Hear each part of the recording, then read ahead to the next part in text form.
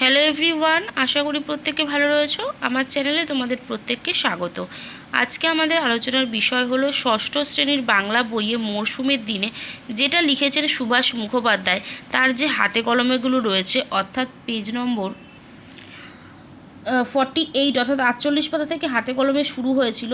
তো আমি কিন্তু আগের ভিডিওটাতে বেশ কিছুটা অংশ আমি তোমাদের করিয়ে দিয়েছি হাতে কলমের। আমরা 7 দাগ অবধি আলোচনা করেছিলাম। এই যে 49 পেজে 7 দাগ অবধি আলোচনা করেছিলাম। আজকে আমরা 8 নম্বর থেকে আলোচনা করব।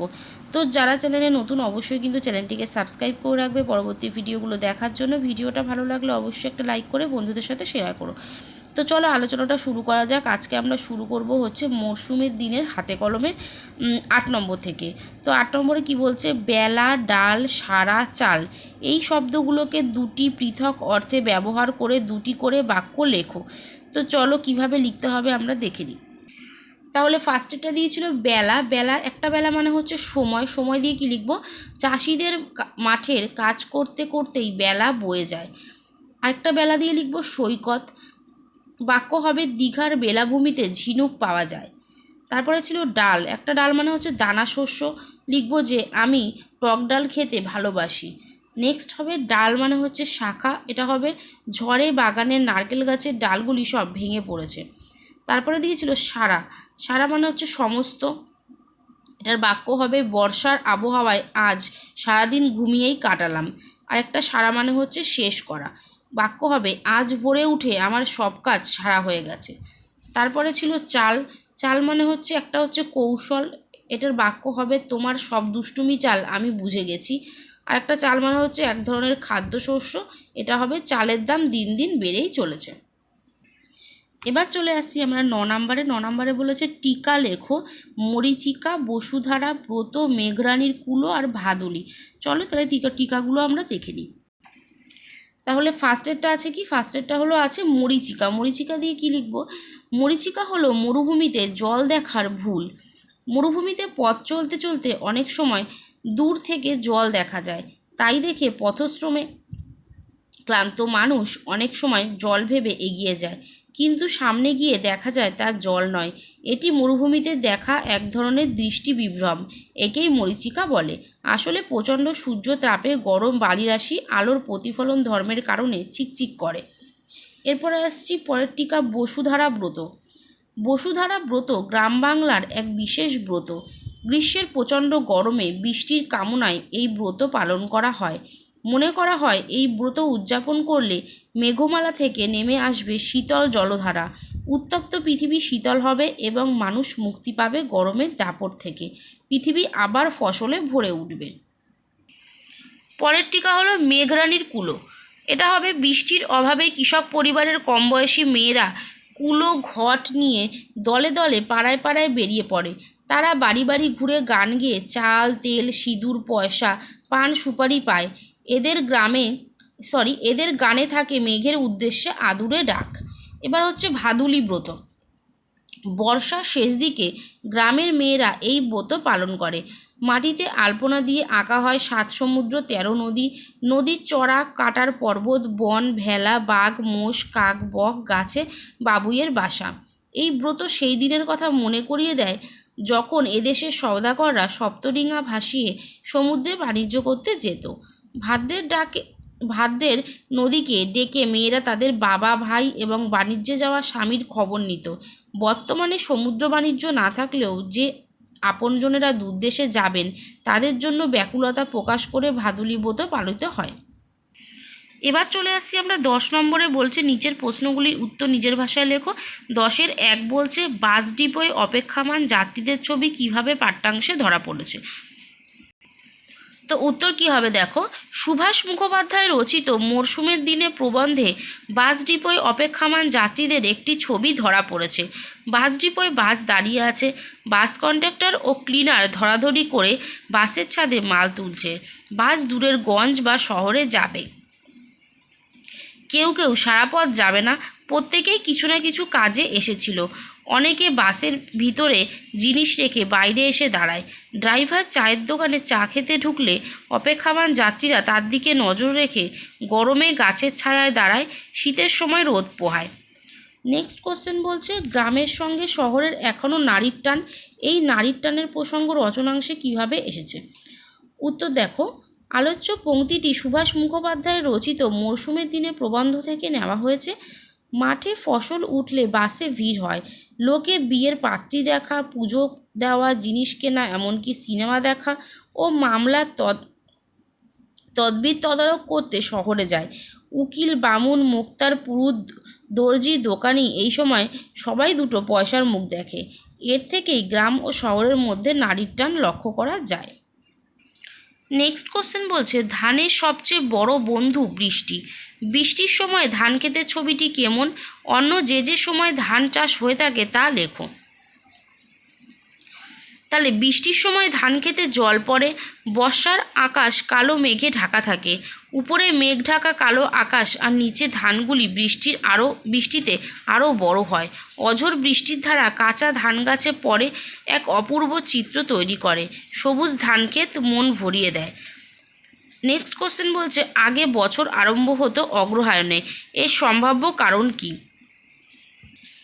উত্তর হবে মরশুমের দিনে রচনাংশে সুভাষ মুখোপাধ্যায় কৃষিপ্রধান বাংলার প্রাচীন ঐতিহ্যকে স্মরণ করেছেন। কৃষিপ্রধান বাংলাদেশের সব কিছুর মূলে রয়েছে চাষাবাদ, চাষবাসকে কেন্দ্র করেই বাঙালির পালা পার্বণ উৎসব অনুষ্ঠান আবর্তিত। ঋতু বা মাসের নামের মধ্যেও তার ছাপ লক্ষ্য করা যায়। দেশীয় মতে আগে বছরের শুরু হতো ফসল ওঠাকে কেন্দ্র করে, সেই সূত্রেই অগ্রহায়ণ মাস হয়েছিল বছরের প্রথম মাস। অগ্র ও হায়ন শব্দের যোগে অগ্রহায়ণ শব্দটির সৃষ্টি। অগ্র মানে প্রথম বা গোড়া, আর হায়ন শব্দের অর্থ হচ্ছে বছর বা ফসল। এভাবেই অগ্রহায়ণ শব্দের অর্থ হলো বছরের গোড়া, অর্থাৎ ফসল তোলার মাস হলো অগ্রহায়ণ। নেক্সট কোশ্চেন বলছে এদেশের যত পালা পার্বণ উৎসব আনন্দ সব কিছুরই মূলে রয়েছে চাষবাস। বাংলার উৎসব, খাদ্য, সংস্কৃতির সঙ্গে চাষবাস কতটা জড়িয়ে আছে বলে তুমি মনে করো? উত্তর হবে উদ্ধৃত অংশটি গৃহীত হয়েছে কবি ও সুলেখক সুভাষ মুখোপাধ্যায় প্রণীত মরশুমের দিনে গদ্য থেকে। বাংলায় বেশিরভাগ মানুষের জীবন ও জীবিকা কৃষির সঙ্গে জড়িয়ে রয়েছে, তাই জীবনের আবর্তন কৃষিকেন্দ্রিক। বছরের বিভিন্ন ঋতুতে কৃষক রোদ, জল, শীত উপেক্ষা করে ফসল ফলায়।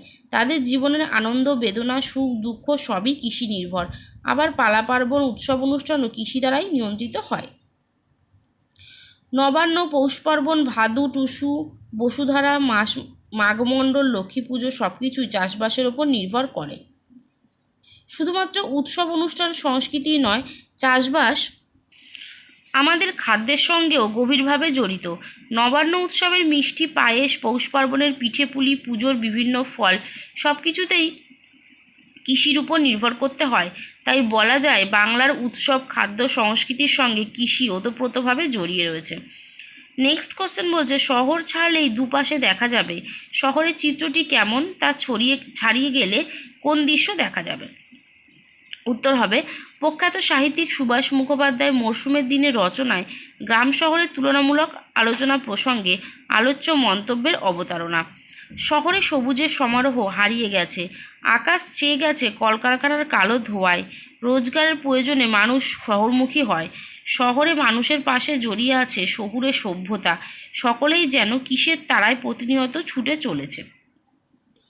প্যারা চেঞ্জ করে লিখব শহরের সীমানা অতিক্রম করলেই দেখা যাবে দরাজ আকাশ, পিচঢালা রাস্তার দুপাশে সবুজের ভিড়, সেখানে দাঁড়িয়ে আছে বটপাকুড়, শাল, সেগুন, বিথি, তাদের ডালপালায় বাহারি শোভা।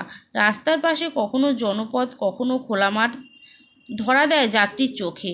ঋতু পরিবর্তনের সঙ্গে সঙ্গে এসব ছবির পরিবর্তন ঘটে প্রকৃতির আপন মেজাজে।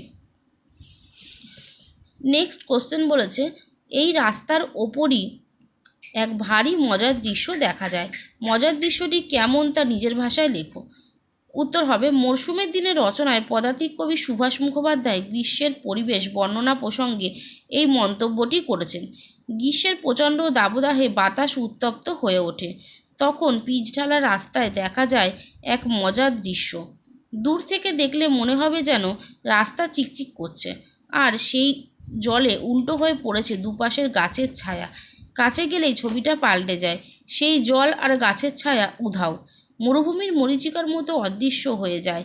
ওই মজার দৃশ্যের পিছনে রয়েছে আলোর প্রতিফলনের কারসাজি। আলোর আভ্যন্তরীণ পূর্ণ প্রতিফলনের ফলে এই দৃশ্য আমরা দেখতে পাই। 10.10-এর কোশ্চেন রয়েছে যে ধান কাটার পর একেবারে আলাদা দৃশ্য। এই দৃশ্যে কোন ঋতুর ছবি ফুটে উঠেছে?